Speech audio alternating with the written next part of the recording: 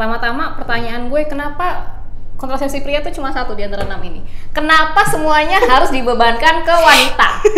Nggak tahu. Tolong ya, produsen kontrasepsi itu kenapa harus wanita yang harus menanggung efek sampingnya, menanggung efek samping hormonalnya?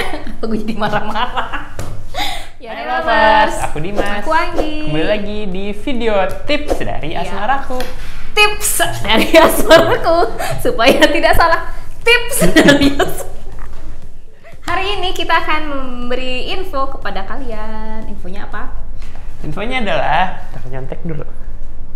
Sebelum kita kasih tahu infonya, jangan lupa subscribe dulu di sini. Klik subscribe biar kalian nggak ketinggalan tuh video-video kita. Oh, sama sih hidungnya gitu. Iya. Ini banyak upilnya pasti. Kayak gara-gara Kan cuaca. polusi. Biar kalian nggak ketinggalan video-video terbaru dari Asmaraku yang live tiap hari Rabu jam 12. 12. Ya. Dan kita akan memberikan tips kepada kalian yang berguna. Apa tipsnya? Apa ya? Info sih sebenarnya. Ya, ternyata. info. Oh iya, bukan tips ya. Ntar aku bisa. Lebih ke info.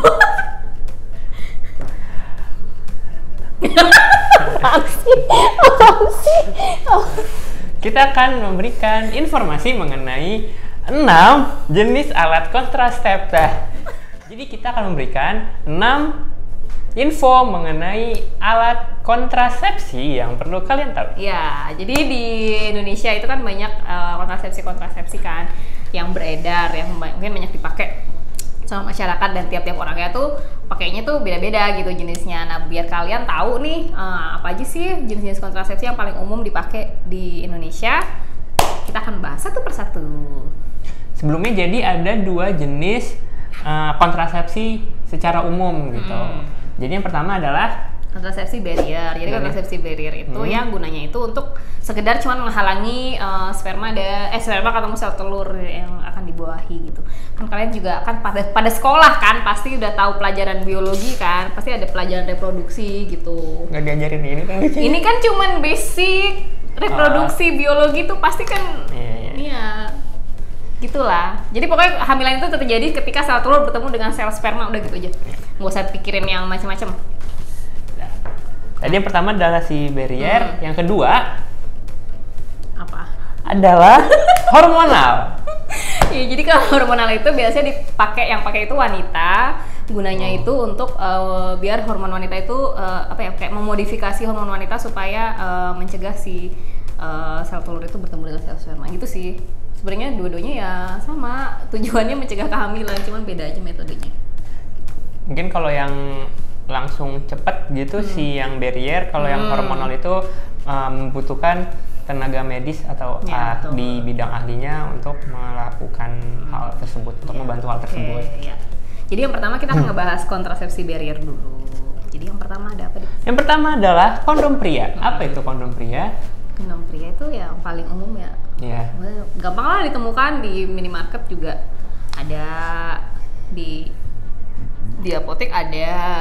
Asmaraku.com ada. Ya, Asmaraku.com pasti ada, dan paling murah tuh di Asmaraku. Apalagi gitu, di mobile dan apps. Bagus gitu. Iya, mobile apps apalagi. Di minimarket sekarang nggak semua minimarket taruh di raknya, kadang-kadang mereka taruhnya di kasir. Oh iya. Iya, jadi kalian harus ke mbaknya gitu yang, "Mbak, ada kondom." Terus mbaknya tuh yang akan, Malu banget. "Ada Mas." Terus dia akan ngeluarin dus. Mau yang mana gitu, sumpah gue pernah survei. Waktu yang katanya kondom lagi ditarik gitu, jadi Itu beneran? Beneran, aku coba ke Indomaret, ke Alfamart gitu, iseng aja. Gitu. Di Circle masih ada. Oke. Ya gitu. Guys. Pokoknya kondom pria itu adalah hal umum, kalian pasti semua tahu dan mengerti lah. Yang dipakai oleh pria, yang digunakan ketika penis itu udah ereksi. Ya. Yang kedua adalah kondom wanita. Ya, seperti namanya. Kondom ini digunakan untuk wanita. Oleh wanita, ya. Jadi dipakainya itu di yang vaginanya wanita. Gitu. Kita pernah sih beberapa kali ya review. Bisa cek aja di sini. Cuman videonya. mungkin untuk sekarang akhir-akhir ini buat si kondom wanita ini memang agak susah ditemuin kali ya. Mungkin kalau kayak di supermarket atau di mana, bukan supermarket sih, toko minimarket gitu mungkin agak lebih susah. Mungkin harus ditemuin di kayak semacam apotek atau di dokter mungkin, karena emang untuk pendistribusiannya kayaknya udah agak susah. Gitu. Dan yang ketiga ada diafragma. Nah, diafragma ini ya, sejujurnya aku pun tidak tahu ini aku apa. juga belum pernah lihat bentuk aslinya, paling lihat-lihat di ya kalau di Google apa sih yang nggak ada ya kan, di search aja gitu di Google kalau kalian penasaran. Terus nanti juga ada gambarnya di sini di mukanya Dimas Ting. Jadi diafragma itu sebenarnya kayak apa ya, kayak menstrual cup gitu loh, tapi nggak menstrual cup, maksudnya dimasukinnya itu kayak menstrual cup, cuma dia bentuknya tuh kayak gini bulat, terus kayak agak lonjong gitu, kayak mangkok gitu. Terbuat dari silikon atau karet atau apa gitu. Terus dia pakai spermisida. Jadi diafragma itu lebih efektif kalau digunakan bersama spermisida. Nah, spermisida itu biasanya gel, bentuknya gel yang mengandung kandungan untuk membunuh sperma. Jadi dikasih spermisida terus dimasukin ke dalam vagina sebelum berhubungan gitu. Nah, setelah selesai berhubungan itu dia dianjurkan untuk didiemin dulu selama sekitar kayak 6 jam gitu. Soalnya kalau misalnya langsung diambil, takutnya sperma yang masih ada di vagina itu bisa masuk ke dalam rahim gitu. Jadi lebih efektif kalau dibiarin dulu. Nah, setelah 6 jam gitu dilepas, terus dicuci, disimpan lagi gitu. Jadi nggak yang sekali buang. Oke. Gitu namanya diafragma. Mungkin kalian yang udah pernah pakai diafragma bisa kasih tahu nih ke kita di kolom bawah. Kan kita juga belum pernah lihat nih. Gitu. Mungkin share pengalaman kalian gimana sih pakai diafragma, apakah enak atau enggak. Gitu. Oke. Nah, itu tadi untuk yang kontrasepsi barrier. Kita nextnya ke kontrasepsi yang hormonal. Jadi yang pertama itu ada aku yang jelasin. Ya, yang pertama itu adalah IUD atau spiral. Ini biasanya suka ada di mejaku kekecil. Yang suka ada di iklan-iklan layanan masyarakat untuk yang 2 anak lebih baik gitu. Nah, ini biasanya mungkin dianjurkannya yang menggunakan si spiral ini kayak gitu. Kayak kebanyakan sih wanita yang sudah menikah itu kalau nggak pakai IUD pakai pil kan, maksudnya kalau nggak, ya nggak sih? Iya. Ya, kayak kalau istri aku gitu nih. Oh iya, udah punya istri ya. Lu kagak ngundang-ngundang gue. Kurang ajar emang. Istri aku belum hamil-hamil. Oh gitu. Gitu. Dia berhayal. Ya, IUD ini untuk masukinnya itu, untuk masangnya itu kalian harus ke bidan atau ke dokter gitu. Ini tuh di vagina ya? Iya, di dalam rahim. Yang bentuk T gitu bukan? Betul. Jadi di dalam rahim dia itu fungsinya dia akan mengeluarkan hormon yang hormonnya itu akan mengontrol rahim supaya dia ngeluarin lendir lebih banyak gitu, jadi menghalangi sperma untuk masuk ke dalam. Berarti di si IUD atau spiral ini ada bahan kimianya gitu? Oh, ada bahan kimia. Ada. Iya gitu. Benernya dia itu bahan kimianya itu, hormonnya itu apa ya? Levonorgestrel, coba nanti dituin ya Pak produser, aku malu kalau salah. Jadi itu sebenarnya hormonnya itu lebih sedikit daripada pil. Cuman kalau pil itu kan dikonsum, jadi dia harus lewat ke saluran pencernaan. Sedangkan ini kan langsung di rahim, jadi langsung efeknya tuh lebih cepat gitu, lebih efektif. Dan ada jangka waktu pemakaiannya nggak sih? Iya, jadi spiral tuh kayak ada yang setahun, ada yang 5 tahun. Jadi panjang. Ada yang 5 tahun kok, tapi tiap tahun tuh dianjurkan untuk diperiksa, dicek di bidan atau dokter gitu, to make sure aja sih itunya masih masangnya tuh tempatnya tuh masih pas apa enggak. Berarti kalau misalkan setelah spiralnya dicabut ini bisa hamil lagi gitu kan? Iya bener. Ih, pintar loh dia. Berarti kalau misalkan masih mau pacaran belum mau nikah pakai spiral aja? Iyalah. Masih mau pacaran belum mau nikah? Iya, maksudnya masih pacaran. Udah nikah. Udah nikah cuman gimana? Masih pacaran tapi maunya keluar di dalam pasang spiral ya? Iya boleh sih.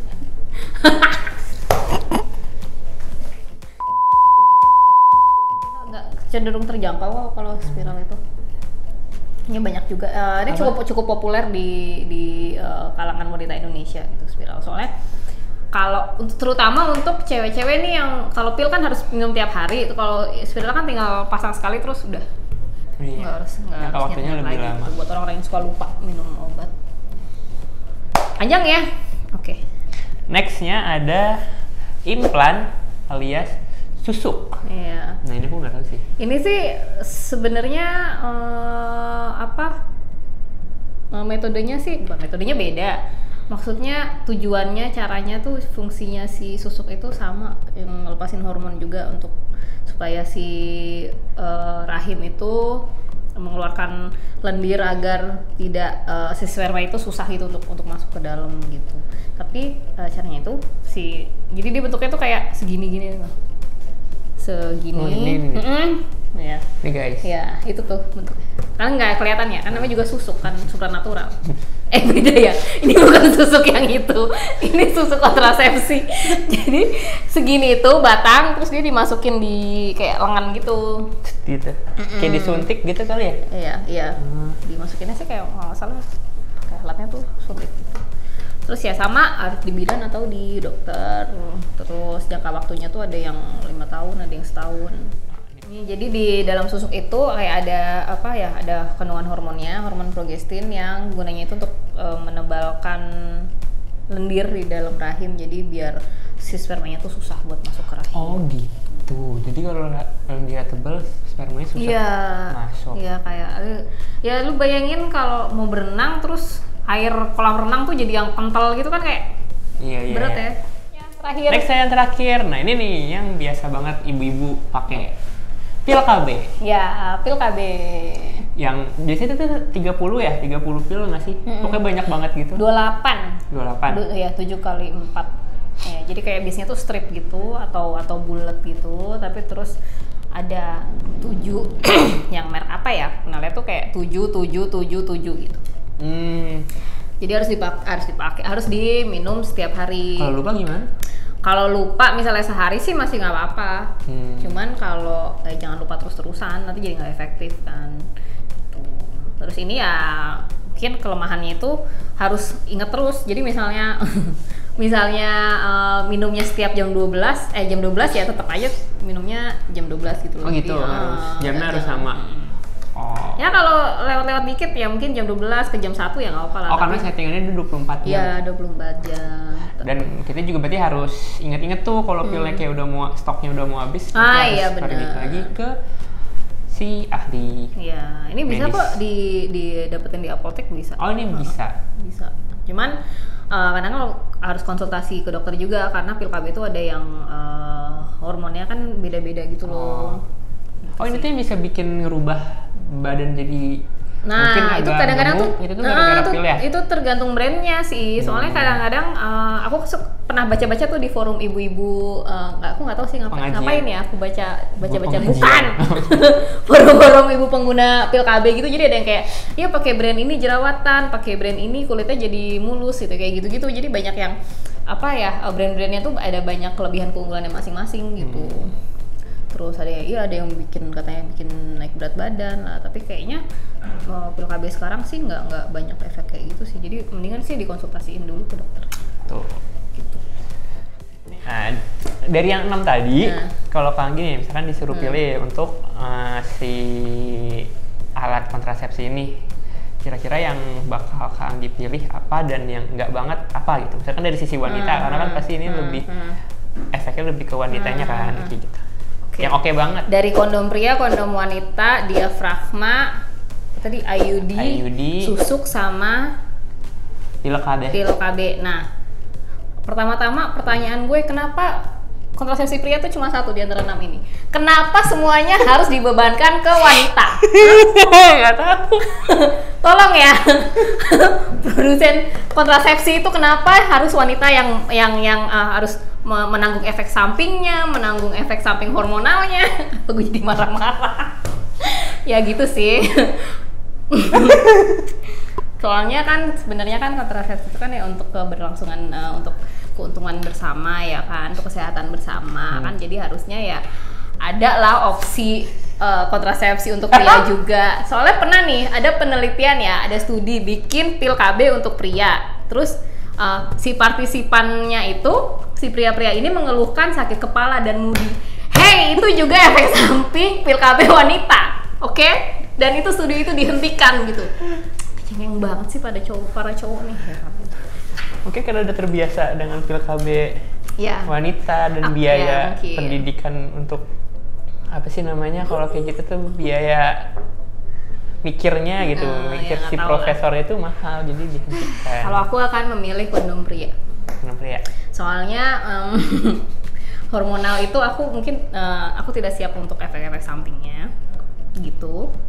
Soalnya kan nggak tahu aja karena mengubah hormon emang akan mencegah kehamilan. Cuman untuk mengubah hormon aku tuh tipe yang sensitif gitu loh. Kalau hormon berubah tuh kan kayak my reproduction itu sistemnya berubah gitu. Terus udah gitu kalau kondom kan bisa coba-cobain banyak gitu.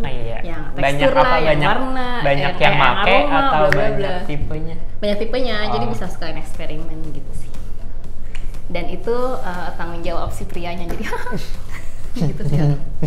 Meskipun kadang-kadang aku juga yang beli. Gitu. Kalau Dimas? Aku kayak spiral deh. Kenapa? Kan lama di dalam.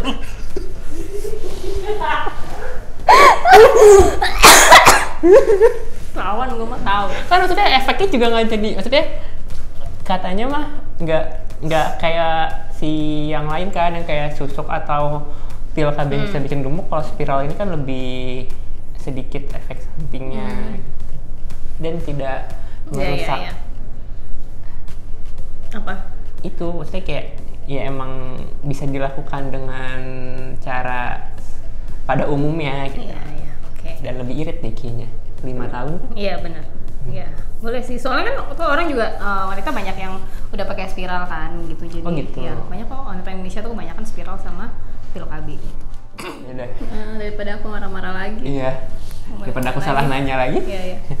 Kayaknya video ini sudah cukup untuk mengedukasi kalian. Semoga berguna dan bermanfaat. Yap, betul. Mungkin komen juga kontrasepsi pilihan kalian apa sih dan kenapa gitu. Jadi kita bisa saling sharing-sharing atau mungkin kayak saling debat ya kan, saling hina juga nggak apa-apa. Biar komen kita rame yang penting. Jangan lupa video ini buat di like, di komen dan di share ke teman-teman kalian. Jangan lupa juga untuk di follow Instagram kita di @asmaraku_id dan download aplikasi kita di iOS dan Android. Yap, dengan keyword Asmaraku Mobile. Di situ kalian bisa cari jenis-jenis kondom yang tadi aku sebutin. Ya, sambil eksperimen sama pasangan kalian. See you on the next video. Dadah. Bye.